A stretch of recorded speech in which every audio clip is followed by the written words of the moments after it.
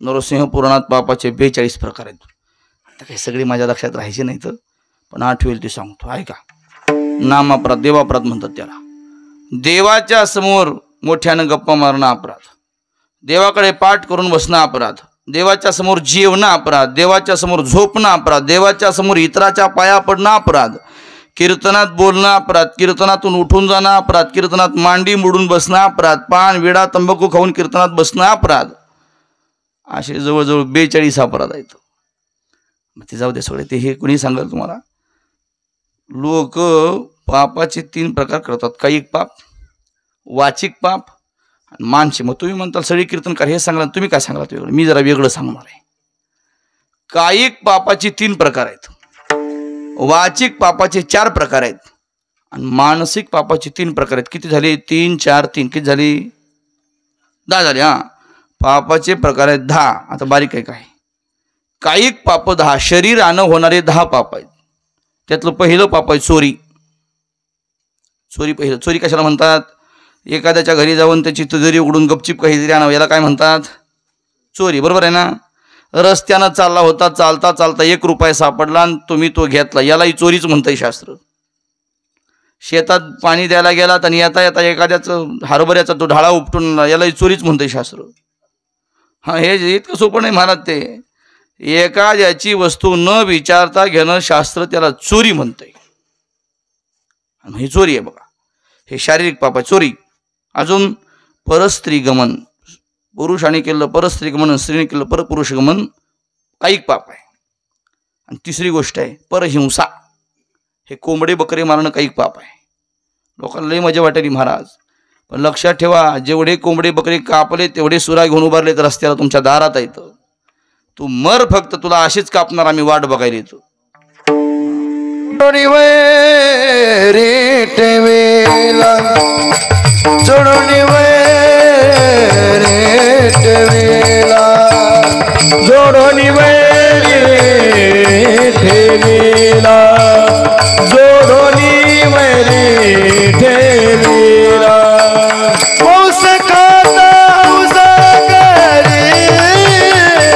उजागरी, जोडोनी वैरी ठेवीला, जोडोनी वैरी ठेवीला, जोडोनी वैरी ठेवीला, पाऊस खाता उजागरी, जोडोनी वैरी ठेवीला, जोडोनी वैरी ठेवीला, जोडोनी वैरी ठेवीला. मांस खाता हौस करी, जोडोनी वैरी ठेवीला. हा वैरी आहे बघा. हे कायिक पाप 3 प्रकार शरीरानं होतात. चोरी, परस्त्रीगमन, परहिंसा कायिक पाप आहेत. 3 झाले. आता वाचिक पाप 4 आहेत. वाचेन होतात. कोणकोणते बारीक आहे का? वाचिक पापात पहिलं पाप आहे, या वाचिक पापात कटू बोलणे. एखाद्याचं मन दुखावेल असं बोलणे, कटू बोलणे पाप आहे. म्हणून तोंडानं चांगला बोलणं येत नसेल तर बोलू नका, पण वाईट कोणाला बोलू नका. कटू बोलणं पाप आहे. आणि मग तुम्ही म्हणा एखादा कीर्तनकार बोलत असो टाळ करायला, मग त्याचं कसं करावं? आता जेव्हा कोणी हिता करता बोलत असेल, मग ते कटू असलं तरी ते पाप नसतंय. आता हे उद्धव या विद्यार्थ्याला मारताना शिकवताना एखाद्या वेळेस बोलावं लागतं कटू, मग त्याला पाप म्हणता का? ते पाप नाही, त्याच्या हिता करता येते, त्याला पाप म्हणत नसते. तर पण कटू बोलणं पाप आहे, कायिक पाप आहे. वाचन घेऊन जाणं पाप आहे. कटू बोलायचं नाही, कडू बोलायचं नाही. दुसरं पाप आहे खोटं बोलणे. बरीच माणसं खोटं बोलतात महाराज. बरीच कशाला? ज्याच्या ज्याच्या खिशात मोबाईल येतो तो खोटं बोलतोच बघा. कोणाच्या खिशात मोबाईल नाही हातवारी करा. एखादा म्हातारा सापडेल फक्त, एखाद्याकडे नसेल तरी मोबाईल नसतं तरी खोटं बोलते, तसं काय नसते म्हणा.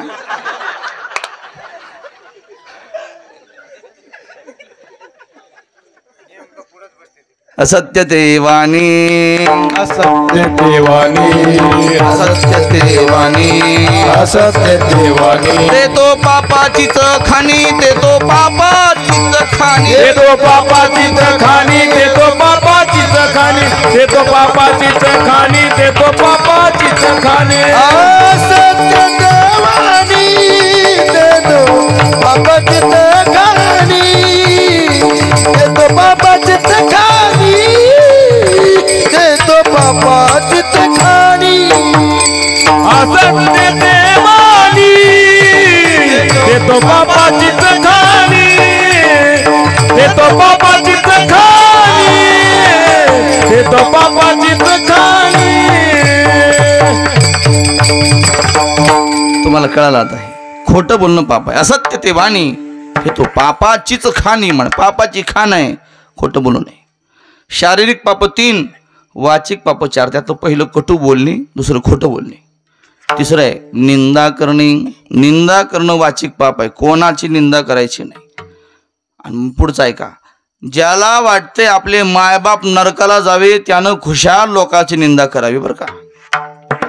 पूर्वजाशी निरका जाणे ते ऐका, निंदा करावी चहाडी मनी धरोनी आवडी. हा, निंदा करणं पाप तिसरं झालं. चौथं असंबद्ध बोलणं पाप आहे. ज्या गोष्टीबद्दल तुम्हाला माहीत नाही ती गोष्ट ठासून बोलणं पाप आहे. होय हो, ते उद्धव कसे आहेत माहीत नसते तुम्हाला, पण नाद असतो बोलायचा. लोक म्हणतात बा ते काही बरोबर नाही, हे असं म्हणलात का पाप आहे. तुम्हाला माहित आहे का ते, मग तुम्ही म्हणता कसं काय हे असंबद्ध बोलणं पाप आहे. कोणाबद्दल उगी तर्क वितर्कानं बोलायचं नाही, पाप आहे ते. आपल्याला पक्क माहीत असलं ठासून बोला तिथं पाप नाही, पण माहीत नसताना उगीच काहीतरी बोलणं, असंबद्ध बोलणं पाप आहे. कीर्तनात लोक रडावे म्हणून मनानंच मन घडंत काहीतरी बोलणं पाप आहे, याला असंबद्ध बोलणं म्हणावं. आता ते लई झाले, आता ते काय सांगायचं तुम्हाला.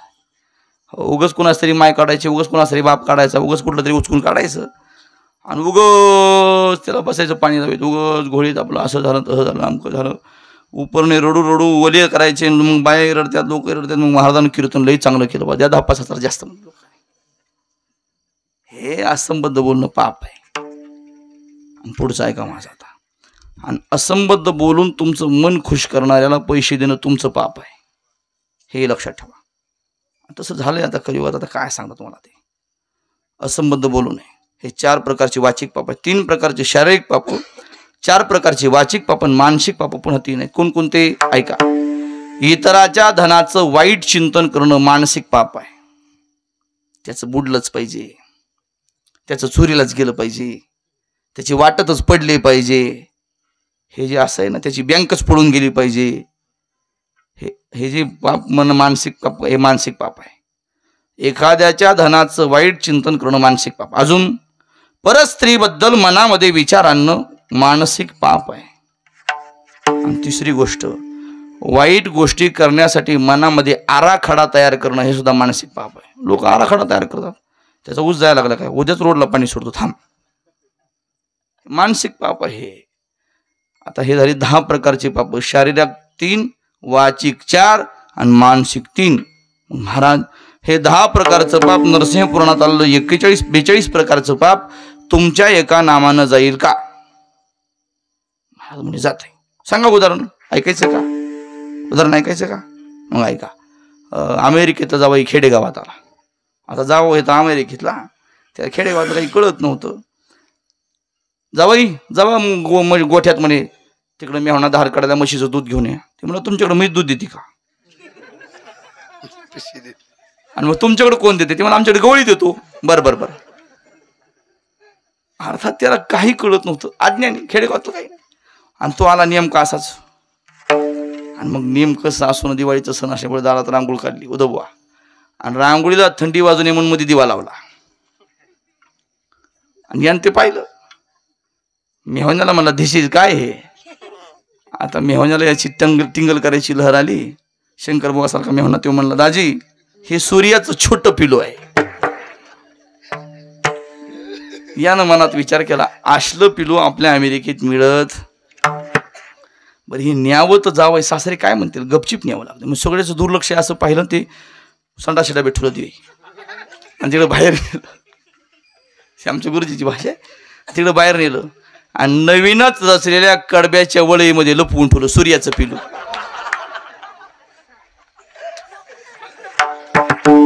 आता पिलू काय तिथं गबसला असं नाही.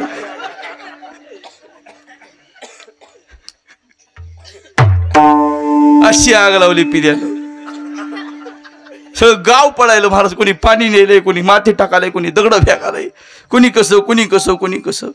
आणि ही मध्ये मध्ये मध्ये मध्ये करायला जावाई. सासरा म्हणलं, ओ जावाई आमची काय मिठी, तुमची काय बसा की हरी हरी करी तिथं. म्हणलं बसलो असतो, पण काय झालं, माझं पिलू जळाय रे म्हणला. आता ही सासऱ्याला भानगड माहित नव्हती पण मेवण्याला माहित होती. मेवना पळत आला, दाजी काय झालं? पिळू झालं रे म्हणला. राम राम राम राम गोविंदराव आग कशा नाली कळलं म्हणजे जाऊ द्या मोबाला. अर्थात काय विनोद लेमनावर घेत जाऊ नका.